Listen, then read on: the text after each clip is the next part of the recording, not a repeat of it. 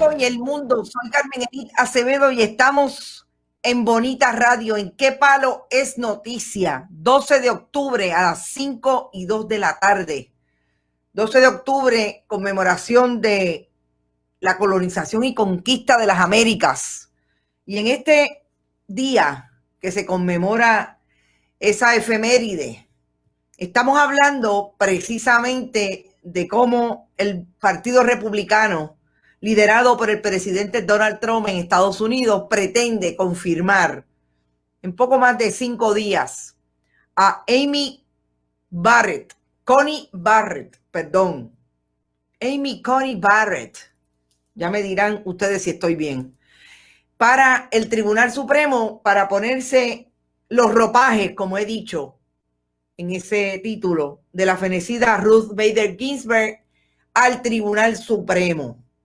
Yo no digo los zapatos porque realmente entre ropaje y zapatos, Amy Coney Barrett no necesariamente le llega a la suela a Ruth Bader Ginsburg. Vamos a hablar sobre esas vistas, vamos a traer una intervención que tuviera la abogada constitucionalista amiga Celina Romaní, expresidenta del Colegio de Abogados de Puerto Rico, precisamente con otro medio, en este caso en Colombia, pero nos ha dicho que sí, que es posible que mañana esté con nosotros aquí en Bonita Radio a las 5 de la tarde para hablar un poco de lo que significa que Amy Coney Barrett llegue a ser la sustituta de Ruth Bader Ginsburg al Tribunal Supremo de Estados Unidos. Pero antes tengo que decir, compartan. Recuerden que estamos haciendo de este proyecto un proyecto de información, análisis y periodismo contestatario, que nos ayuda mucho que compartan nuestros contenidos, que también comenten, le digan a sus amigos y a sus amigas y a todo el que esté de frente, usted quiere escuchar y quiere consumir un proyecto de periodismo, llégate a Bonita Radio, que puede ir a bonitasradio.net y allí compartir con nosotros, si le es posible, donar a través de PayPal y tarjetas de crédito, que también puede hacerlo en el área de ATH Móvil Negocios, Fundación Periodismo 21. También puede enviar cheques o giros postales a nombre de Fundación Periodismo Siglo XXI, PMB 284-1940, San Juan, Puerto Rico 00919-4000. Y vamos a empezar quizás por lo que habíamos dejado de ayer, y no se nos va a escapar nuevamente el tema de lo que ocurre con relación a los discursos de odio en el caso del titiritero Cobo Santa Rosa y lo que aparenta ser ahora una presión a SBS de que asuma alguna posición con relación a lo que está pasando con ese discurso del pasado viernes, donde utiliza una imagen, una fotografía del 2018 de Manuel Natal, candidato a la alcaldía de San Juan por Victoria Ciudadana, con la hija de su compañera Alexandra Lúgaro, y sexualiza todo lo que tiene que ver con la imagen y la niña. Vamos a hablar de eso en un rato, pero vamos a empezar por un tema que dejé que me parece que es importante de cara a las elecciones del 3 de noviembre. Las informaciones de manejos turbios o lo que se puede llamar la liberalización extraña de la legislatura de Puerto Rico, contratando con el dinero del pueblo amigos del alma, a sobrinos, etcétera, se da alrededor de 2 legisladores que encuentran eco en otra información relacionada que la discutimos la semana pasada con Jun Rivera, y el que hoy también coincide con otra información, y vamos a hablar el también representante del Partido Nuevo Progresista, Urayoan Hernández. Y es que no solamente tiene que ver con el hecho de que en el caso de Jun Rivera ganara más que ganara menos que sus ayudantes. Aquí también tiene que ver con que Rodríguez Aguiló comparte esa manera de que tú usas a fulano o a fulana como contratista, yo también. Y esa contratación dual entre oficinas le supone a esa contratista más dinero de lo que también gana el mismo legislador. Y lo último, la última información es que esa contratista es un contratista, perdón, de la Cámara de Representantes, en que en el caso de Jun Rivera era una mujer y en el caso de Mari Carmen Más Rodríguez también era una mujer. Llegó a cobrar entre 83 y 98 mil dólares entre el 2017 y 2019, años fiscales, trabajando 80 horas mensuales para ambos legisladores. Manuel Matos Pacheco, que no tiene un bachillerato, firmó contratos con ambos legisladores y el contratista para Rodríguez Aguiló se dispone que Matos Pacheco brindaría consultoría en el análisis de medidas legislativas, consultoría en el manejo de las necesidades de servicios en comunidades de Arecibo, Barceloneta, Ciales, Florida y Manatí, y asistiría en el manejo de asuntos relacionados a la Comisión de Calendarios y Reglas Especiales de Debate, y asistirá al representante en otras reuniones. En los contratos con Urayoan Hernández Alvarado, brindó servicios en trámites legislativos, enlace entre la oficina del representante y las agencias gubernamentales, ayuda a constituyentes del Distrito 26 y rendiría cualquier otro servicio que se le encomiende. Del 2009 al día de hoy, el ayudante legislativo ha tenido contratos por más de $500,000 por trabajos de la Cámara y la Oficina de Servicios Legislativos. No tiene un bachillerato. Como una persona que no tiene estudios formales puede hacer análisis de legislación.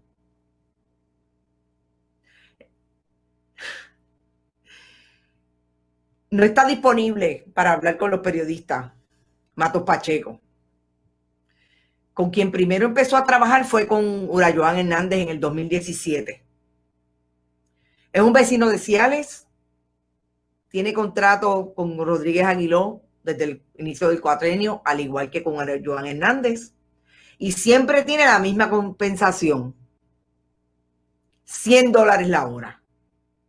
En el caso de Urayoan Hernández, las facturas de Matos Pacheco revelan que en abril del 2019 cobró $800 por acompañar al legislador en un mensaje del entonces gobernador Ricardo Rosselló. $800. Es decir, estuvo con él 8 horas. Además, cobró $800 por asistir a actividades en 2 escuelas y facturó la misma cantidad. En 2 ocasiones, cobró $1,100 al día por una jornada de visitas a constituyentes y participando en reuniones con líderes comunitarios, y en la segunda ocasión visitando constituyentes por 11 horas en Barranquitas.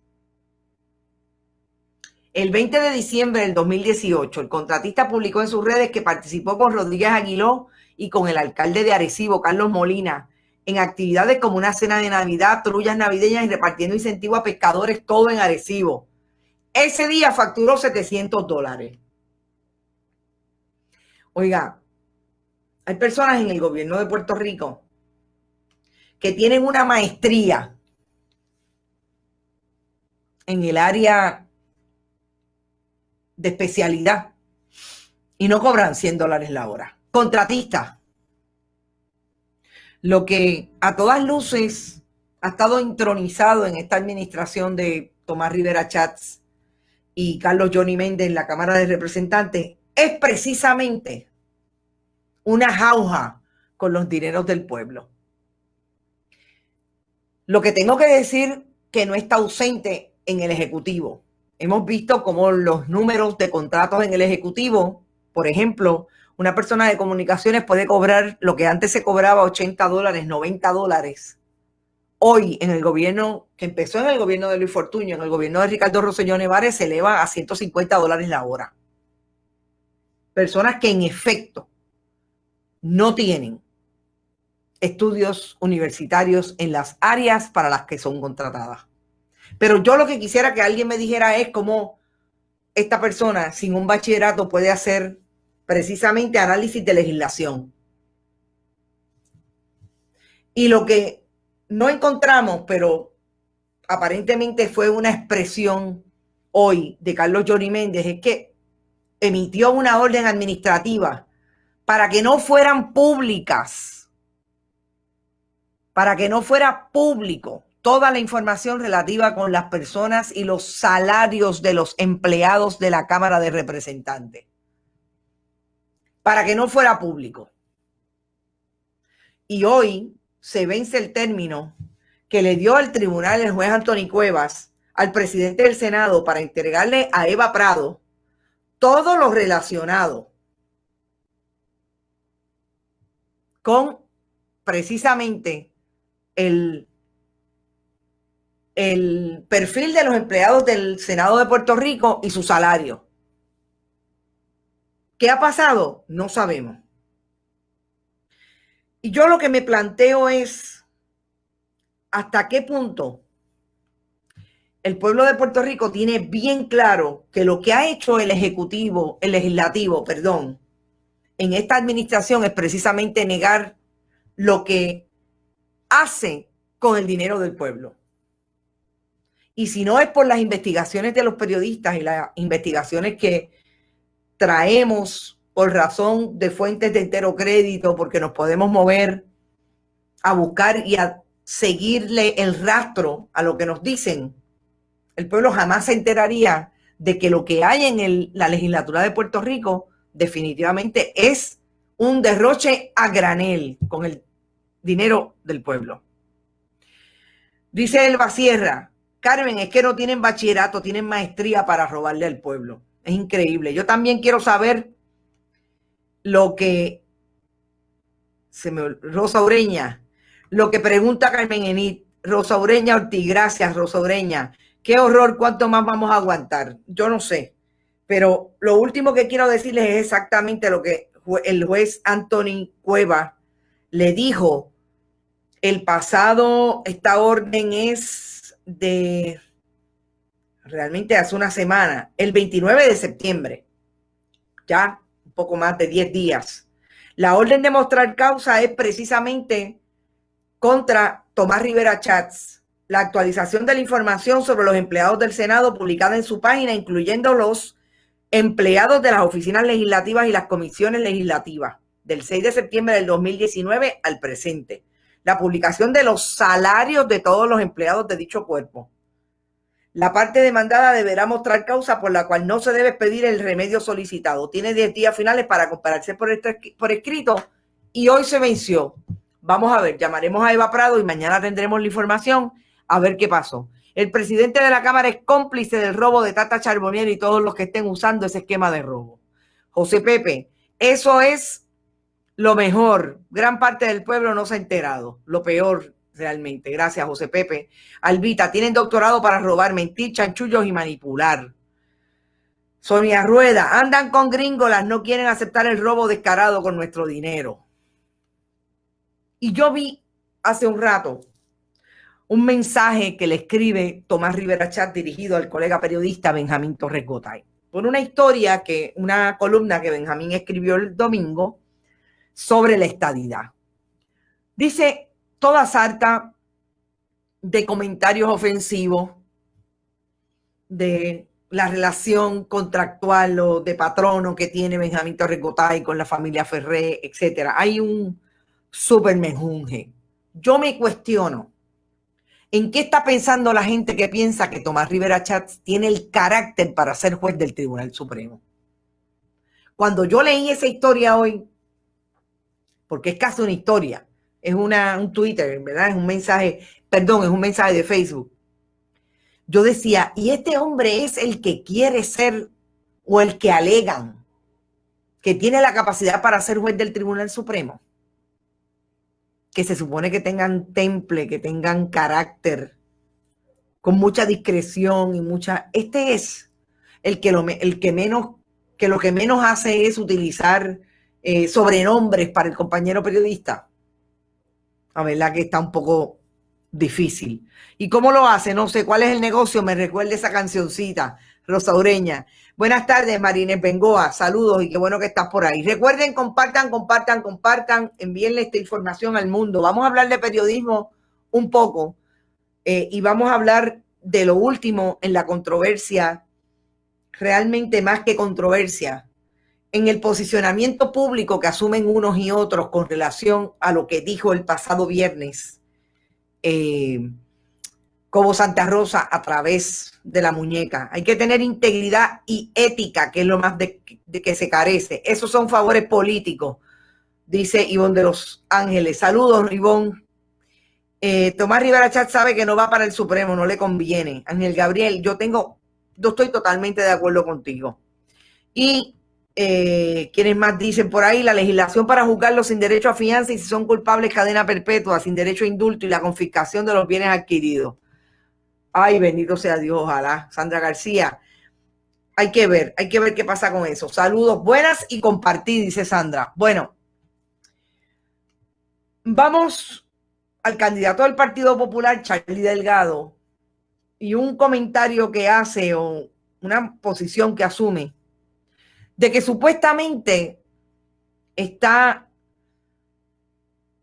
prometiendo, y esto a 19 días de las elecciones me parece interesante, que ya se acercan más las promesas populistas de yo voy a hacer esto tan pronto llegue. Que entre las primeras cosas que hará su gobierno de resultar electo será cancelar el contrato de privatización de la transmisión y distribución de la energía eléctrica con Luma Energy. Entendemos que hay buenos elementos legales y procesales que son suficientes para declarar la nulidad del contrato sin penalidad para el gobierno. Reiteró que aún si paga la penalidad por la cancelación sería menos oneroso que mantener vigente la contratación por 16 años. La cancelación del contrato pudiera representar 5 millones mensuales por los próximos 12 meses, además de reembolsar los gastos que según las facturas ya sometidas podría rondar los 14 millones por mes, dijo Charlie Delgado. Le cuesta menos al pueblo de Puerto Rico cancelar el contrato que terminar pagando 540 millones o más durante los próximos 4 años, dice el alcalde. Como ustedes saben, alcalde de Isabela, candidato a la gobernación por el Partido Popular. El costo del contrato por los 16 años asciende a los 2,000 millones, eso estaba claro, y le cede a Luma la potestad de administrar los fondos federales para la reconstrucción de la red eléctrica sin que la compañía aporte dinero para la inversión. También lo habíamos discutido. ¿Cuál es el problema que yo tengo con relación a esto? Pero antes de eso vamos a equiparar en términos de campaña lo que dijo Pedro Pierluisi del Partido Nuevo Progresista. Él dice que va a exigir que el contrato de administración de la transmisión, 0 aumentos tarifarios por gastos administrativos de Luma y que se respeten los derechos adquiridos de los empleados conforme a los convenios colectivos o contratos aplicables. A mí me parece que es bien interesante que Charlie Delgado haya dicho lo que a todas luces no se atrevió a decir Pedro Pierluisi. Y yo creo, y hay que hacer esa investigación y no la tengo hecha, que hay que ver si el detalle es que Pedro Pierluisi ya recibió algún dinero de alguno de los presuntos implicados en la privatización de la Autoridad de Energía Eléctrica. Yo no lo dudaría, porque esas son las personas que tradicionalmente se acercan a los candidatos políticos de cara a las elecciones generales. Pero que Charlie Delgado haya dicho tajantemente, categóricamente, realmente, que lo va a cancelar, me parece que si gana las elecciones tendríamos que preguntarle en los primeros 100 días si en efecto lo va a hacer. Porque yo creo que estas son de esas promesas que se hacen para después encontrar una excusa para no hacerlo. A mí no me parece que haya mucha distancia, amén de lo que dijo hoy Charlie Delgado, entre Pedro Pierluisi y Charlie Delgado. sobre todo por la gente que tienen alrededor. Son bastante parecidos. Este anuncio lo hizo, fíjense si es populista, pero de verdad, frente a un grupo de empleados unionados y jubilados. Y dijo que él está en contra del neoliberalismo, que cree en la privatización, que cree que la privatización es la panacea para todos los males. El problema es que eso hay que explicarlo, y yo no sé si Charlie Delgado incluso lo tiene tan claro. Supuestamente hizo el anuncio con un comité que evaluó el contrato, que entre ellos se encuentra Frank Zorrilla, exsecretario del Departamento del Trabajo bajo la administración Sila María Calderón, abogado de la Iglesia Católica, en el pleito de los empleados del sistema de escuelas católicas jubilados que le destruyeron el retiro. Abogado de la Iglesia Católica en ese pleito. Vamos a estar claros de quiénes son los presuntos implicados. Ibelí Sánchez, no sé quién es, Pedro Irene Maimí, el derrotado en primarias, candidato a representante por el Partido Popular, que fue presidente de la Unión Independiente Auténtica de la Autoridad de Acueductos y Alcantarillado, el CPA Héctor Rosado, el licenciado Jesús Clavel y el ingeniero Guillermo Riera. Supuestamente ese es el grupo que ya dijo, esto es lo que hay, podemos cancelar ese contrato, pero mire, póngalo en la nevera, porque esas son de las cosas. Ahora ya estamos saliendo de lo que hasta el día de hoy y de cara a las elecciones en 3 semanas ha sido el ponlo en la nevera, el contexto para saber que usted tenga información de cara a la elección. Este ponlo en la nevera es en otra parte de la nevera, la parte del lado, donde ahí usted va a poner todo lo que vamos a tener que preguntar a partir de enero, que comience la nueva administración, a quien le toque. Ya usted ve lo que dijo Pedro Pierluisi. No, yo lo que voy a garantizar es que los empleados no se voten y que no haya aumentos tarifarios. Póngalo en la nevera. Esto es lo que hay. Les robaron el retiro. Exacto, Sonia Rueda. Un día dice que cree en la soberanía y otro día dice que es de centro. ¿Alguien tiene la respuesta? Dice Carmen Mercado Rivera. ¿De qué, Carmen? Los católicos con Charlie, José Pepe Mercado. Debe tener tan claro el neoliberalismo como tiene lo de la perspectiva de género. Te quedó bien, Carmenceta. Charlie Delgado Altieri hará lo mismo con Luma, lo que García Padilla con la venta del aeropuerto cuando ganó las elecciones. Mirta Díaz, exactamente. No, que ese contrato no va. Y después, es que amarraron el contrato a tal manera que ahora no puedo cancelarlo. La lista es larga, exactamente. Esa es la pregunta de los 64,000 chavitos, dice dice Carmen Mercado. Esto está firmado ya, igualmente las APP de las lanchas de Vieques. Ponlo en la nevera, así es. Y entonces, de Charlie Delgado y lo que piensa Pedro Pierluisi también del contrato de Luma, vámonos precisamente a lo que significa que la juez Amy Coney Barrett, fundamentalista católica, haya sido la escogida por el presidente Donald Trump a sustituir a Ruth Bader Ginsburg. Y yo quiero traer lo que le dijo Celina Romaní, la licenciada Celina Romaní, especialista en Derecho Constitucional, expresidenta del Colegio de Abogados, sobre feminista, una fiel creyente en la educación con perspectiva de género.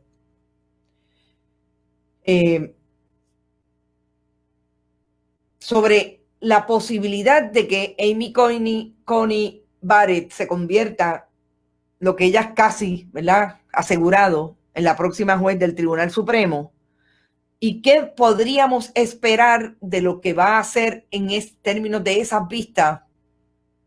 Lo importante para discutir, aun cuando está casi planchado, ese nombramiento.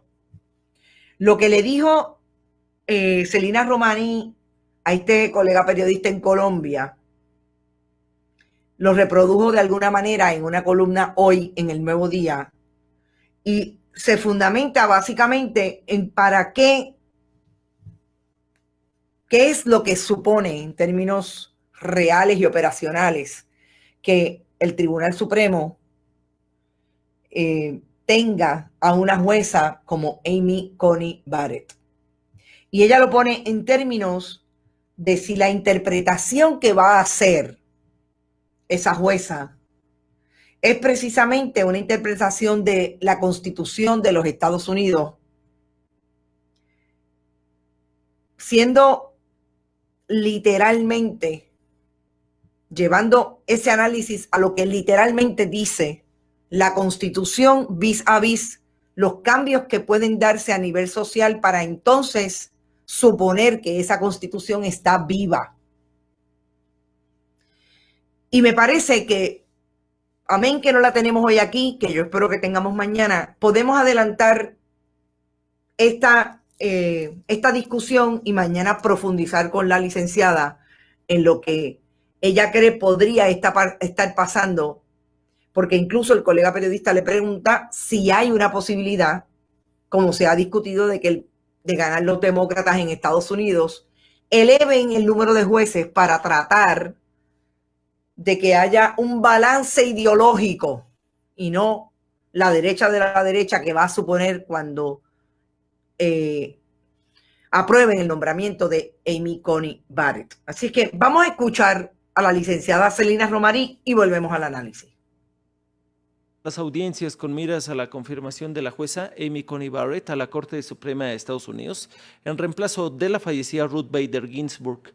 En ocasiones anteriores, este proceso ha tomado regularmente más de 2 meses. Sin embargo, los republicanos pretenden ejecutarlo antes de las elecciones presidenciales de noviembre, temiendo una derrota del presidente Trump. Es por ello que enlazamos con Celina Romani. Ella es constitucionalista. Muchas gracias por esta comunicación, abogada. Los demócratas se enfocan en las amenazas que un tribunal conservador de 6-3 podría plantear a la ley de cuidado de salud asequible y a los derechos al aborto. ¿Qué tan tensas se esperan las audiencias?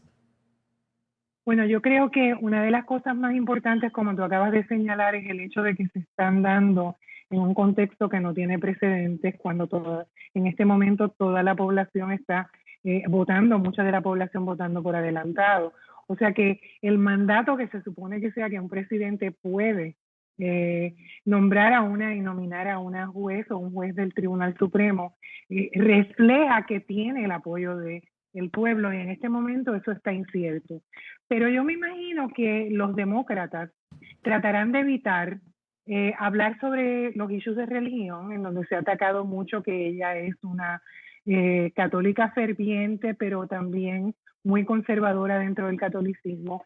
Y yo me imagino que eso es parte de lo que van a tratar de evitar, y más concentrarse en la filosofía judicial de ella, que es una filosofía conservadora. Ella fue ayudante del pasado juez Scalia, el difunto juez Scalia, que tienen una visión de que la Constitución tiene que interpretarse de una forma original, que no se tiene que adaptar, que no es una Constitución viva, que se adapta a los cambios sociales, a los cambios culturales de una nación.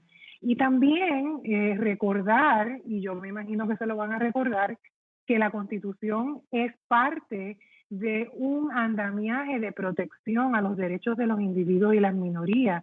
Cuando las mayorías a través de las leyes legislan y violan y vulneran derechos de los individuos y de las minorías, pues para eso es que está el tribunal. Así que me parece que se van a concentrar más en la filosofía judicial, porque políticamente no creo que es una buena idea concentrarse en la religión. Sí, abogada.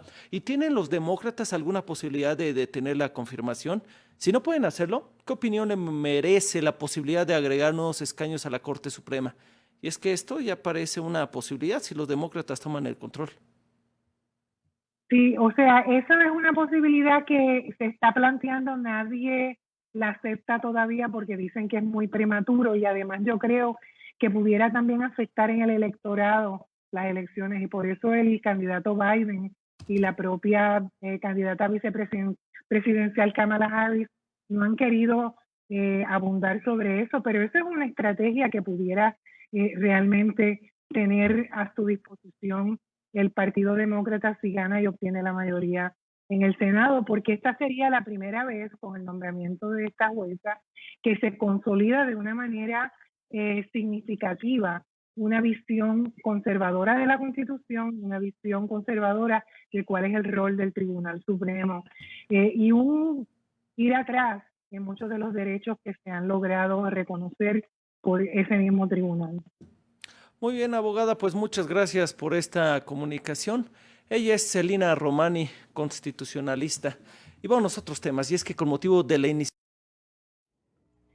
Escucharon a Celina Romani, abogada constitucionalista, expresidenta del Colegio de Abogados. Yo creo que lo más importante que tenemos que seguir mirando con relación a esta discusión, las vistas de confirmación de Coney Barrett, es precisamente esta posibilidad de que lo que sea central en esta discusión sea sacarle los trapos sucios a la candidata en términos de su filosofía, como dice la licenciada, a la hora de interpretar qué es lo que finalmente hacen los jueces a nivel de los tribunales. Interpretar, en el caso del Tribunal Supremo, la Constitución de Estados Unidos. ¿Cuál es su filosofía? ¿Va a intervenir sus posturas conservadoras, ultraconservadoras, como fue la del juez Scalia, quien fue su mentor allí cuando fue oficial jurídico de ese juez en el Tribunal Supremo? ¿Va eso a suponer incluso que todo lo que ha prometido Trump, que lo ha dicho sin ningún empacho, que lo que quiere es devolver lo que la Constitución establece debe ser la familia, todo lo que tiene que ver con los derechos reproductivos de las mujeres, todo lo que tiene que ver con la ley de acceso de salud a los inmigrantes, a todas las personas en Estados Unidos que sabemos que son la mayoría que no tienen servicios de salud asequibles. Todo lo que tiene que ver con esa reforma de salud, mal llamada o bien llamada el Obamacare. Si eso va a ser lo que se va a enfocar precisamente, traído con astucia, obviamente, porque todo juez que pasa, como muy bien dice la licenciada Romani en su columna, todo juez que va allí siempre dice que va a actuar independiente de sus opiniones personales. Pero también, como ella reitera, el pueblo sabe más que eso. Y finalmente llegan allí con una agenda de parte de quien lo nombró, y ahí está la posibilidad de que se vuelva al siglo XV, al siglo XIV. Como bien hablábamos el otro día, que hay un artículo incluso que compara los acercamientos y los trabajos que ha tenido Amy Coney Barrett en relación a su religión con los Handmaid's Tale, que es precisamente un libro que se desarrolló en una serie ahora mismo, bueno, hace un rato, que trata precisamente de cómo las mujeres tienen que volver a obedecer a los hombres. O sea, Amy Coney Barrett participa de proyectos educativos relacionados que la posicionan como la mujer obediente. Así que los retos son grandes, pero ¿qué es importante en este momento? A 20 días de las elecciones, yo no creo que vaya a haber ningún detente y los demócratas no van a hacer por estrategia, como también diría Celina Romani, o dijo en esa entrevista, van a detener ese nombramiento. Si hay una posibilidad o no de que aumenten el número de jueces, habrá que ver. Pero en este momento yo creo que los demócratas están concentrados en sacarle todos los trapitos sucios a ese nombramiento de lo que puede suponer para el pueblo de Estados Unidos que esta persona llegue o va a llegar. Ponerlo al descubierto y encargarse de eso después que ganen las elecciones. Así que va a ser interesante estas vistas. Empezaron hoy. Todo este proceso aterra y preocupa. Ella pertenece a una secta ortodoxa dentro del catolicismo, a eso me refiero. Y su visión es bien conservadora. No va a saber desligarse de sus creencias religiosas a la hora de hacer política pública. Eso es lo que es un peligro. Gracias por tu comentario, Sonia Rueda. Aprendió de Fortuño, dice Rafael Torres. 6 senadores republicanos están en serio peligro de perder elecciones. Este nombramiento crea un talón de Aquiles para las 2 mujeres republicanas que están en esa carrera. Bueno, lo interesante es que por lo menos 2, vamos a ver, y es que olvido los nombres, pero sé que una de ellas es Lisa Murkowski, son las que están hablando de votarle en contra a ese nombramiento. Lo busco, exacto. ¿Quién se une a la senadora Susan Collins y Lisa Murkowski? Que son precisamente las que están oponiéndose a ese nombramiento. Va a ser súper interesante lo que pase y hay que estar bien pendiente. Por otro lado, ¿qué ha pasado con lo que comentamos esta mañana? Hicimos un análisis mucho más amplio, pero tengo que comentar lo último.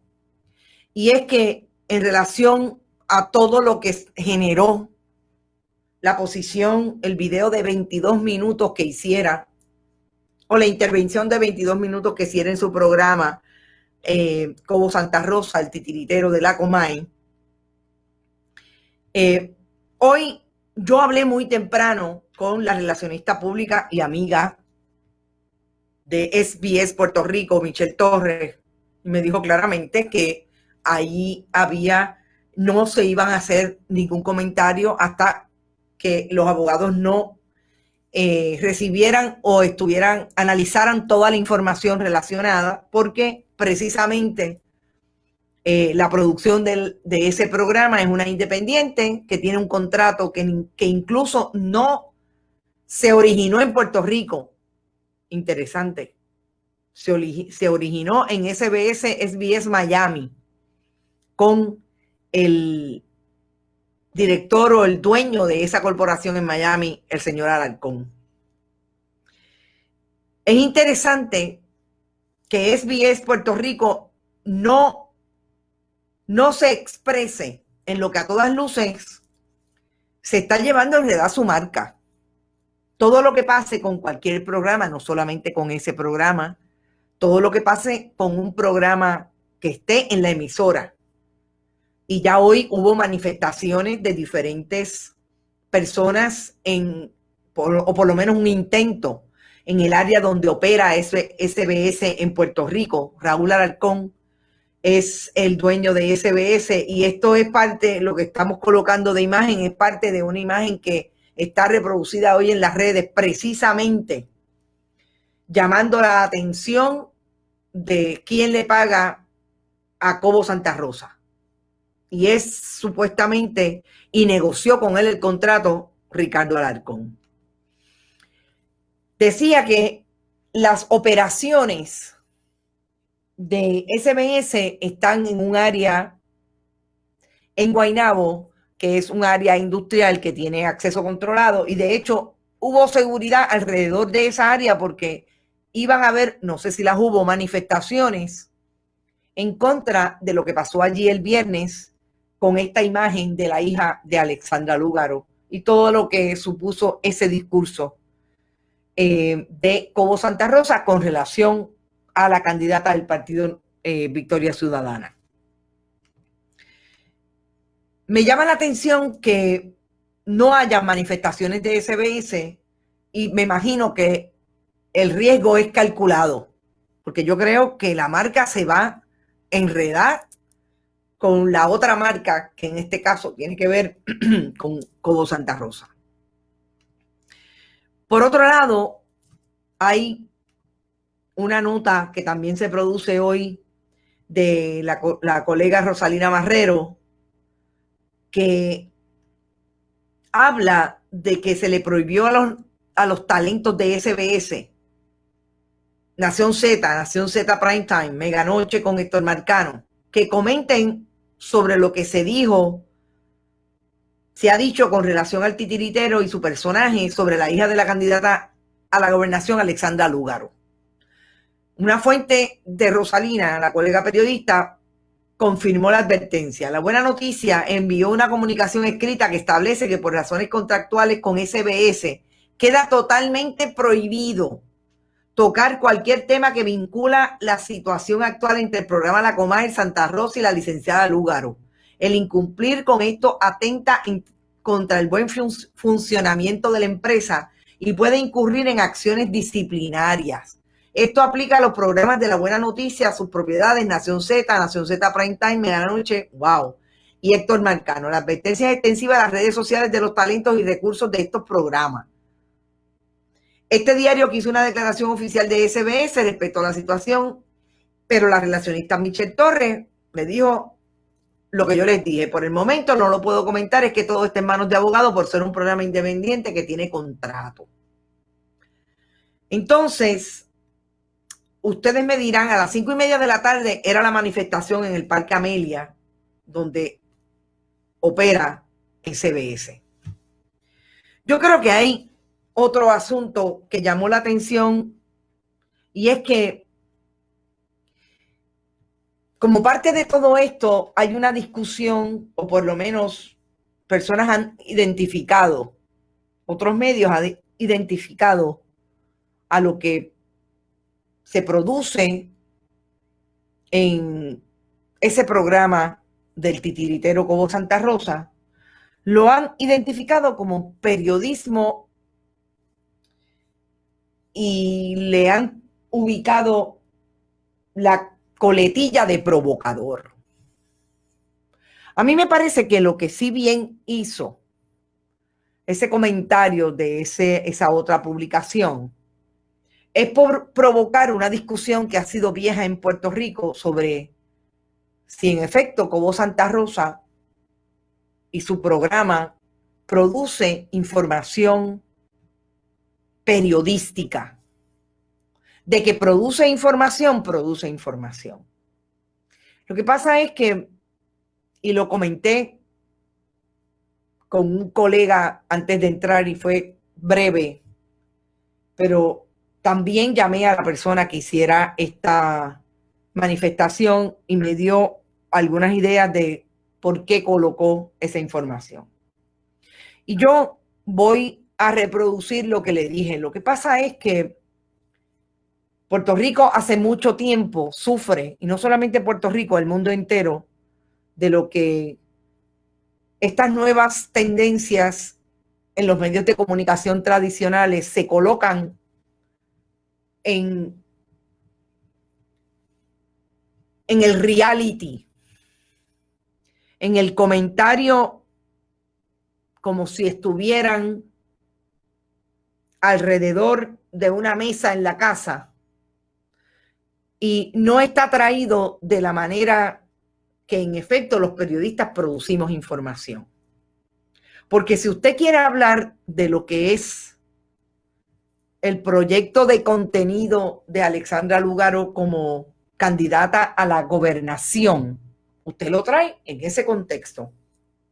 Usted no tiene por qué traer una foto de la hija de Alexandra Lúgaro con el compañero de esta en la playa.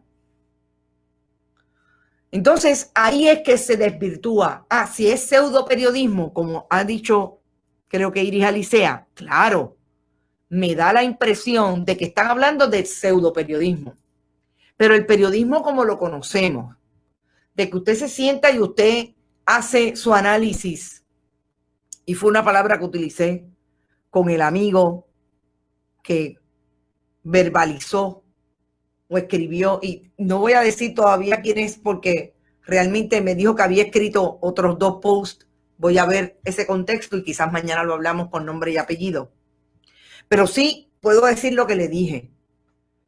Si usted lo que quiere es traer esa información porque la tiene de primera mano, el periodismo lo que hace es investigarla, traerla, si le parece, confronta a la persona, si no le contesta, como hacemos acá, traemos la información, pero hablamos, o por lo menos intentamos comunicarnos.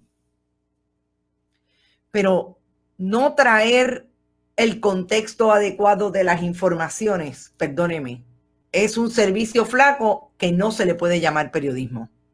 Sentarse vestido o representar grotescamente a una muñeca para hablar de un contenido específico, perdóneme, eso no es periodismo. De un contenido que he creado yo desde la base de mi prejuicio, sobre la base de lo que le quiero contestar por lo que me dijo el jueves.